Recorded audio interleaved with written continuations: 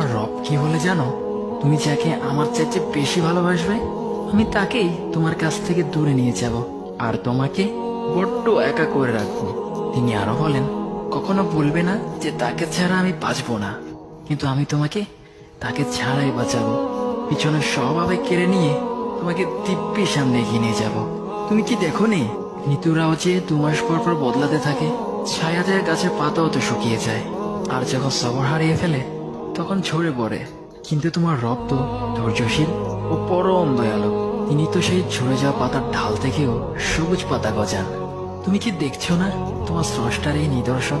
যে মানুষটাকে তুমি নিজের জীবনের চাইতেও বেশি ভালোবাসতে, সেই মানুষটাও একদিন অচেনা হয়ে যায়, তোমার মন ভেঙে যায়, এমনকি বন্ধু শত্রুতে পরিণত হয়, আর খানিক সময় পর শত্রু বন্ধুতে পরিণত হয়। যে মানুষটাকে তুমি নিজের জীবনের অংশ ভাবতে, সেই মানুষটাও প্রতারণা করে।